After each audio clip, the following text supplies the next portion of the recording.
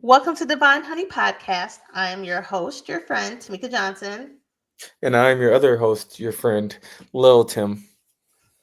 If this is your first time tuning in, welcome. This show is about human experiences. This includes thought provoking conversations and our Divine Honey guest sharing stories about love, life, journey, and purpose. If you're feeling inspired, show some love in the chat. This is your inspirational podcast. Yeah.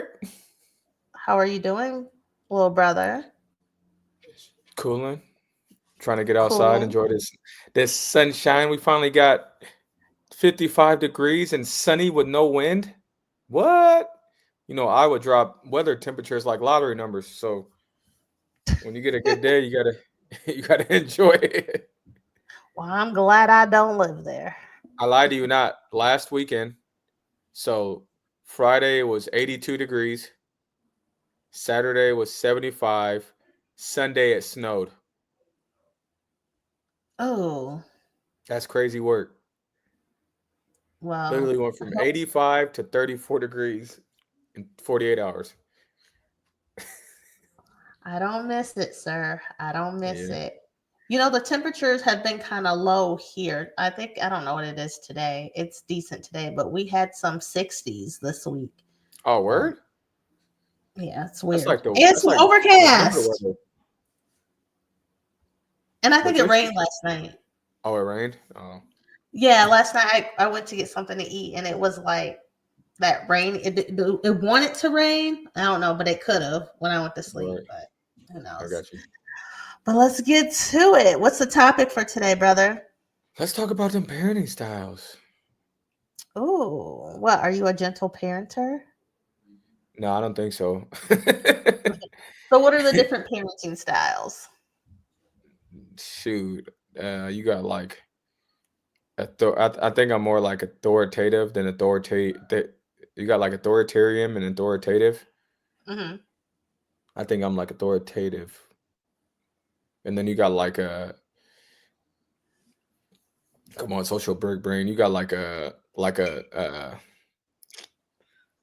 I can't remember what it's like an ambivalent, but that's an attachment style. You got like a parent when you're there, but you're not there. Like you're there like physically, but like Right. emotionally and mentally you're not there. And then you just got the one parent that's just trying to be your friend with no Ooh. consequences. I would imagine there's probably more parenting styles now, but those were like the primary four back when I was studying my master's in social work. Before becoming a father, did you know what kind of parent you wanted to be? Yeah, actually from Orchard Place, bruh, like when I worked at Orchard Place at the residential campus, it kind of like helps you understand like loving, but then also like having structure and being Hmm. structured and enforcing consequences isn't a bad thing. I think sometimes because we don't want to come off as like being like emotionally abusive or like having that word even like in the same sentence. Like even right Hmm. now with Kingston will tell me he don't like me. I'd be like, that's cool because I still love you and you gonna understand this consequence is coming, my boy.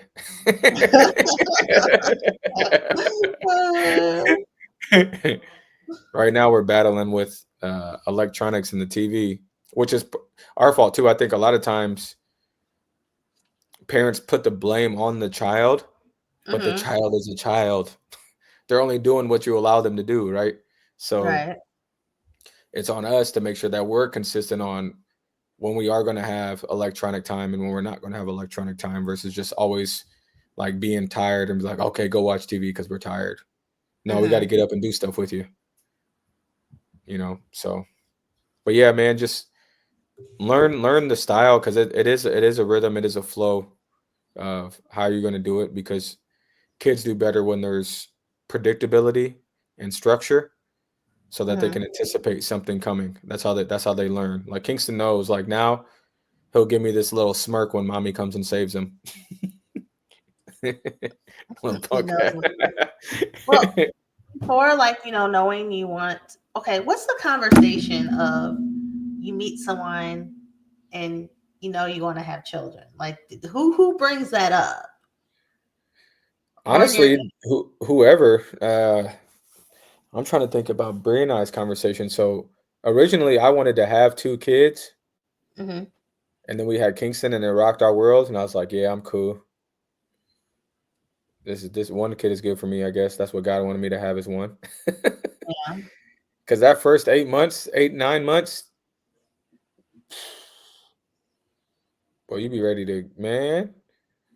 Because you're really not sleeping for 6 months. Nobody's sleeping, and then you got your partner or your wife, whatever you decide to do. Their body is healing during that whole time. So yeah, it's a whole world of emotions and hormones. And then like as the male part, you're tired too, but then your partner's tired. So then you're trying to be kind to her, but then you're already on your stress level is high. So Mm-hmm. it's just man, it's a rough 8 months.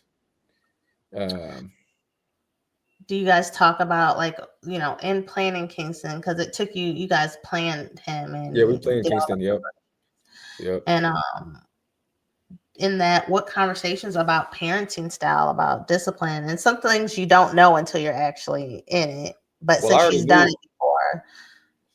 I already knew I was going to be hard on the discipline side. Um, Mhm. and Bree doesn't really do much with the discipline. I do most of it. She does it. She does it. She will do it. She will discipline him. Mhm. But I do most of it just because I like to do that shit. I don't know.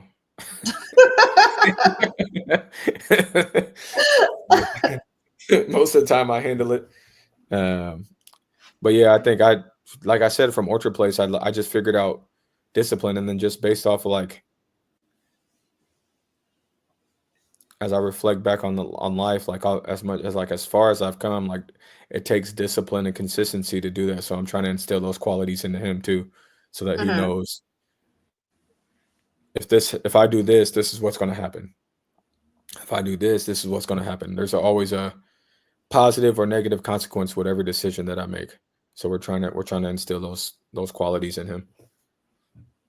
But what are some things I notice, when you're that maybe adults don't realize when we're starting to have the conversation now, that children don't have their frontal lobes developed, like, Yeah, they and don't that's know not even nothing. developed until you're like in your 20s. So Facts. the thing is, for certain things that are kind of more in depth, we think they should like know better. Like, even I'll use this as an example. Like, even when they're going into those teenage years and all those hormones and They think they know everything. We got a 17 rebellious. year we got a 17-year-old here. So then Uh, how do you maneuver through that? yeah, they think they know everything. So the biggest thing truly is remembering that you're the adult. And it's hard. There's a lot of practice in that because you can't have two emotional people having a conversation. It just don't work. Mm-hmm. And then being the adult, which means you automatically defer to being the calm person in the conversation, as you should be the calm person in the conversation, because you have the experience, you have the brain development.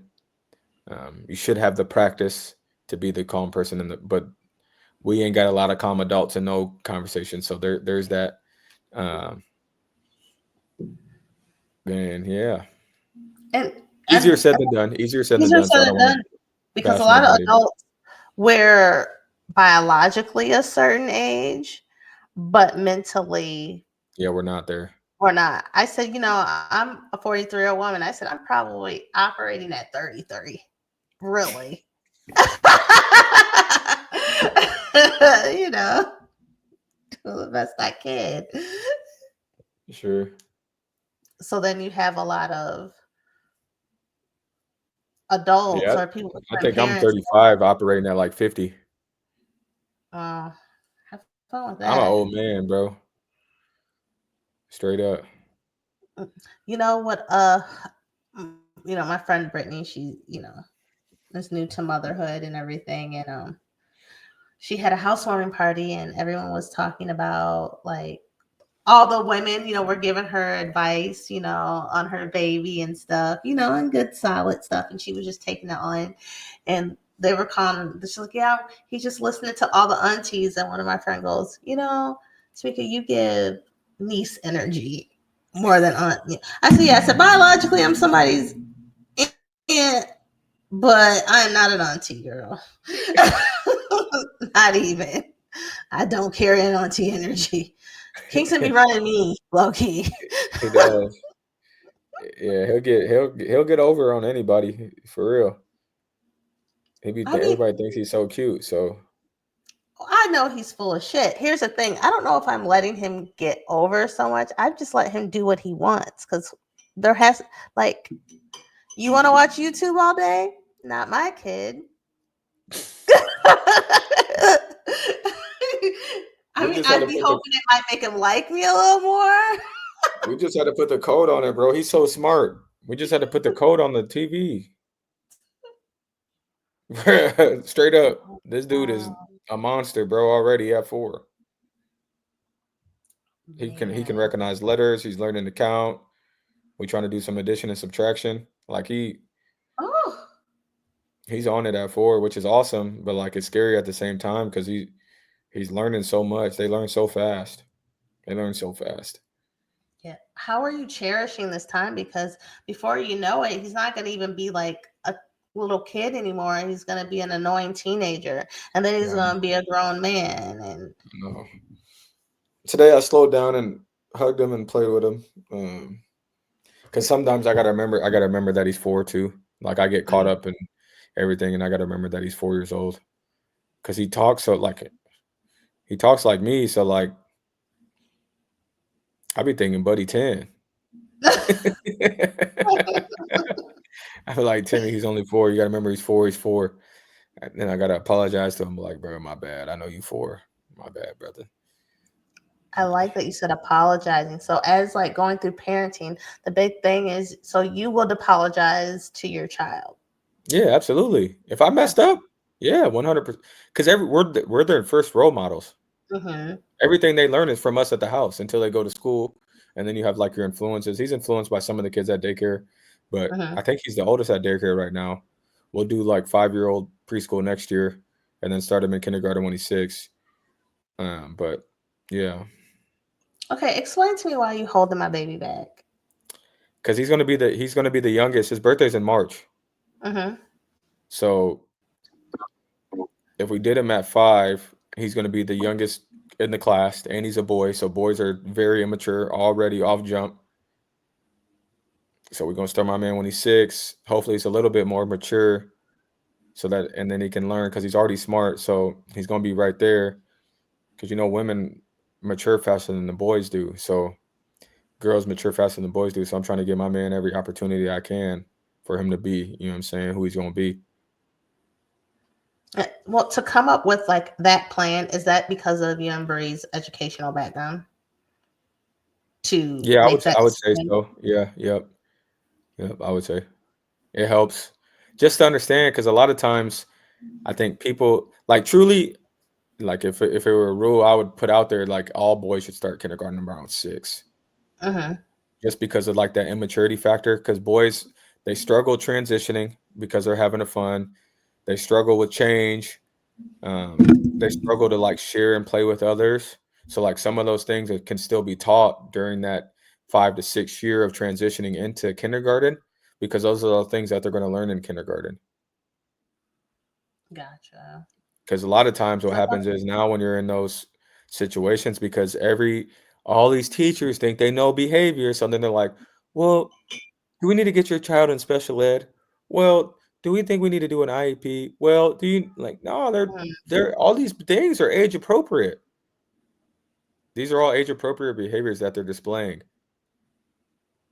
But because it's more like chaotic, and the kindergarten classroom's chaotic in the first place, so you're just yeah. adding fuel to the fire of the uncontrolled behaviors that they have. We're just gonna start my man at 6. And hopefully we can nip some of that in the bud. What are some things like just interesting, like when you're talking to kids, like with like I'll be on TikTok or I even heard you say stuff like that wasn't a good choice. Like you're using a certain kind of language with them. Well, you got to give them the language so that they know. So like choice You got to say that a lot so they understand. Like, I'm making this choice, you're making this choice. Language matters Mm-hmm. because a lot of time the kids don't understand. They don't understand it yet. So you got to be repetitive with certain language so that they can start to pick up what it means, so that they can now get a comprehension and understanding of what they are doing.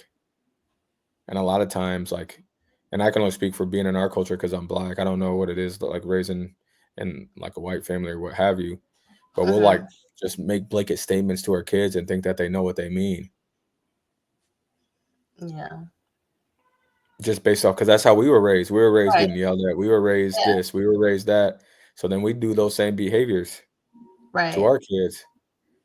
A- And that's interesting, like just the yelling and like I always think about this. Your parent done cussed you smooth out. I'm like, I did.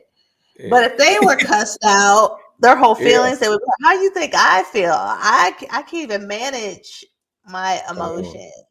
you know what you doing? Well, really, they don't really. No, I don't know what I'm doing. I'm impulsive. I don't know. I don't know negative plus positive. I don't know what the. I don't know. So unless it's explained. Right. No, I don't explain all the time, but I will explain sometimes just because we got to remember that they are 4 years old, 3 years old, however old they are. Because if you don't want it to happen again, then you need to take that time and explain once everybody's not heightened why it was wrong or why it was a good choice. You know what I mean? So what would you say what parents that they have like very rebellious children, they're stressed out, or especially people single parents doing it all. Yeah, single parents is tough. I ain't gonna lie to you. Yeah. Yeah, that's hard, man. Um, yeah, that's hard. I would just say do the best that you can. Um, What do do the you best that you can. Take time. Like it's okay for your child to have alone time, and you go have alone time. We still do that today. Like mm-hmm. Kingston's going to go to his room for at least 30, 45 minutes every day when we're at home to have his alone time. So Bree and I can have our alone time. So like a single parent, make sure that you just it's almost like yours has to be a little bit more structured because you don't have time to go take a break because you always got to be on. So like when you have a partner, the other one partner can go take a break. Like right now, I'm in here with you, and she's out there with him. So then once we're done, I'll go outside and play with them for a while so that she can have her time. You know what I'm saying? So Mm-hmm. it's very important to do those things so for just for the sanity. What about the village part? I know like there should be a and some people don't have a community. Right. And part of That's why I didn't even bring it up because not because when you said the single parent, yeah, sometimes they don't got nobody. and you guys, if you because sometimes it's hard for people to ask for help. And I know we have this attitude, well, they had them. Well, it's a community. So if Right. see your friend kind of struggling a little bit and need a little break or they need to go to the store, you know, Help them out. help Offer them it. offer. Yeah. It's those little things that are so But appreciative. make sure before you offer that you're in a good place to offer the help. That is true. Don't offer the help because you feel bad. Offer the help because you actually want to do it and you have the capacity to do it. Because you're not going to help. Because then you're going to hold it over that person's head, and that's not Oh, good for nothing either. Yeah. facts when y'all fall out. That's why I watched her kids and da da Yeah. da. And I didn't ask her for $1. She didn't give me anything. Yeah. So I mean, I'm like, girl, it's bye. real. It's real. And with you being a married, okay, so being a married man and balancing your relationship and children, um, I'll ask you a controversial. It's not controversial, but it's like a debatey question. So, what comes? They said the order. Do your kids come before your wife? No, What in what order? What's the my wife order? comes first. If you have the happy marriage, your kids see that, and then they have a happy Hmm. life. When you put the kids above the marriage, your spouse, whichever side, is missing out on something, and then that's what end up tends to lead to the divorce. Yeah. You gotta have your union happy first and foremost, so that you guys can then pour down to your kids. That's the way I Right. see it, anyways. And I would imagine if we did a study on all the people of divorces with kids, because usually divorce happens because you have young kids, like straight up when you bring the Mhm. kids into play, because now somebody's getting deprived. And when both partners are happy, then they pour that down to their child, and the child is happy. The house is happy. The house is clean. People are provided for when everybody's happy. So, how do you guys feel like in your, so you have a family unit, then you got, Hmm. you know, your in-laws, you got this, you got that, and what support do you want from the people that are outside of your nuclear family? What would be crossing the line? I feel like I don't, I know that you are the man of your house. You have a great head on your shoulders and you know what's best. Now, have I mentioned a few things of my opinion? Yes, but I tread very, very lightly. I do not overstep. Yeah. So, what would you say, like, because I guess me and a friend were talking about that with like maybe our brother or people in our family that are married, and how do you ever interject? And I said, I absolutely not. I mean, there's nothing to interject about, but for example, I said no because my brother is raised to be the man of his house. Women, sometimes we like to be fixers. Hmm. I'm support. I'm not a fixer of anyone's life. Right. And I mean, if you see that it's like, yeah, Tim, you was bogus right there. You know what I'm saying? yeah. Sorry, That I'll yeah, say something. yeah. Usually you check me. So yeah, Yeah, I'm not but ever constructive. opposed to getting feedback. Yeah. Okay. Now I might disagree, but yeah, I'm never opposed to getting feedback, man. Nobody's perfect. You know, Mhm. Bree's mom will give us some game every once in a while. Mhm. Um, but here's the thing, though. This is what I keep in the back of my mind. It's just a little gem, but I guess everybody's going to Mhm. hear it. If I've seen how you've raised your children and how they turned out, and you try to tell me something, just understand that's going in one ear and out the other. Okay. What about people like me who don't have children, where I've, you know, input But it it's an before? it's an but it's an outsider's input to it. Okay. So like what I'm Okay. saying, like if I'm out kicking it with the homies and they got their kids there, and I see how they discipline their kids and those kids' behavior is not changing and they still running wild, and then you come to Mhm. my house and Kingston's doing something or whatever, and they're like, "Oh, you need to discipline." I'm like, "I need to do what? We just was, and you, nah, we ain't, nah, we not doing that." But like on the outside thing of like, Tim, you were a little hard on him, weren't you? You know what I'm saying? Because that's probably what you're Right. gonna say to me. Like, you be doing Right. a lot to the little man, bro. He's 4 or 5. Like, get off, ease up. Like that, I'm gonna take that. You know what I'm saying? Because Right. sometimes I am really hard on Kingston because Kingston doesn't look like black. I mean, he's mixed, but he's like more white than black. Mhm. You know what I'm saying? So like, he's mixed. So like, I would still want him to understand like things aren't gonna be easy for you. Now you are pretty. You're a pretty young man. You're a handsome young man. You know what I'm saying? But you still going to hit some adversity because of the color of your skin. At some point in time, it's going to happen. So how are Right. we prepared for that? And I think you and me talked about this before. One thing I want Kingston to be prepared for is, because of how he looks, the privilege somewhat that comes with that, like being able to speak up. He's gonna have to speak up sometimes when, because people Right. might not recognize what he is, and they might say things or do things, but him to speak up, hey, I, I'm half black. My dad's, or if he see his dark skinned brother or sister going, Yeah, you got to stick up because for him. You got to stick yes, up for him. yeah, because he might be the one that can save the situation, Right. or understanding how things work. Like if you all get pulled over, that knowing like we all probably got to just comply and get out of this, but he knows this, so Right. he's standing next to them. He's, you know, For sure. and just For having sure. that outlook on things. But I just bring that up because we're talking about the village. So what does that Yeah. look like? Your village interjecting, and what that what that looks like, and maybe what But our it's real dynamic though. is. So like even like you'll discipline Kingston with no problem. No, yeah, You know what because I'm he's saying? Mom will discipline Kingston with no problem. Now, if we go somewhere else, they may not do that. I think that village infrastructure it's a little different depending on like the community in which you come from. You know what I'm saying? Right. Like if Kingston got out of body with you, you would handle that. Oh, for sure, for sure. I mean, when I was babysitting, he was losing. I was like, I'm about to put you in this crib, bro. It's good night. It's over. Lay there. Yeah.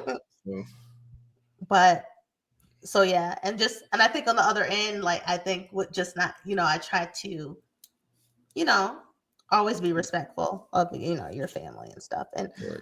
and I think you have great judgment Yeah, ain't overall. nobody tripping, bro. Yeah, but it takes a village. And it's like it's also helps like on the brain of the child when there's multiple people that are intervening on it because they're gonna have to deal with multiple people as they get older. Like you're not Hmm. dealing with just the same two people your whole life. You're about to deal with a lot of other people from a lot of different backgrounds as you grow up and get older. Yeah. So what parenting styles? What's some solid advice you would give a first time parent, someone walking into parenthood?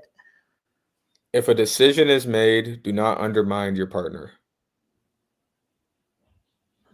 Nice. If you make the decision has been made, you ride with your partner. Now, when you get home and everything is settled, now it's like, hey, let's talk about why you made that decision. But the decision was made, so we all together on it, so that we're not undermining each other in front of other people because that's ugly.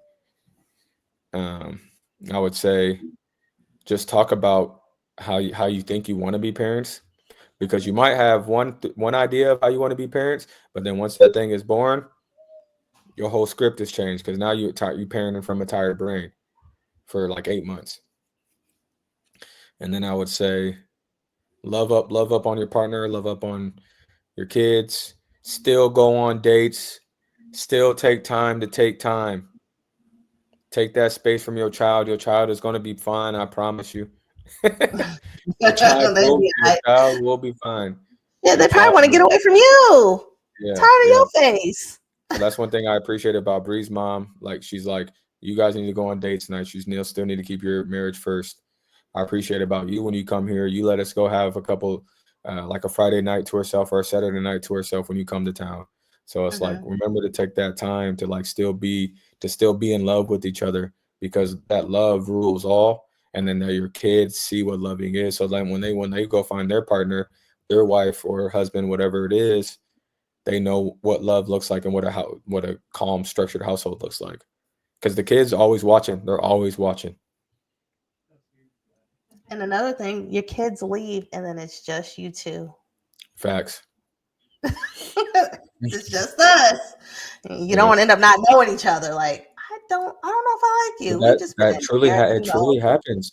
Like I said, like if we did a pool of some study of some kind, why you get divorced, I'm telling you, one of those top 5 reasons. Obviously, you got infidelity, but I bet top 5 is the kids were put above your marriage. You put your kids Yeah, above your marriage. yeah.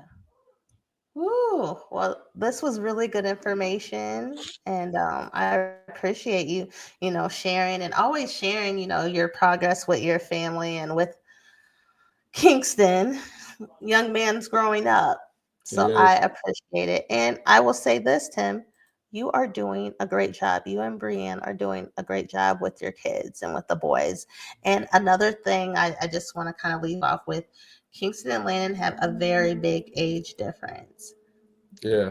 but very big. But So he just there's a turned lot of 4, love there. like 14 and a half years. Yeah, that's a lot. And I love seeing pictures and things, and even when I'm there, and Kingston's going downstairs to see his brother, and just keep them connected. Oh yeah, Landon does a great job with him. Like a great job with him. He watches him, chills with him, plays with him. Like he's out there playing with him right now. Like he does a great job with him. That's good. It's almost like his uncle. For real. I mean, this is big brother, but it's almost like having an uncle. So I love it. Siblings are great. Look at us. hmm Well, Oh, this was a great episode. Thank you for tuning in. If you guys enjoyed the show, please like, share, and hit the notification button on YouTube. You can also listen, follow, and rate the show on Apple Podcasts and Spotify. The links will be in the About section, and I will also put them in the comment section. So if you know anyone, we say this every show, y'all. If y'all have any topics y'all want us to discuss, please email me at bougiegirl@gmail.com. That's BOOSHEGURL@gmail.com. And until next time, you guys, peace and blessings. Peace.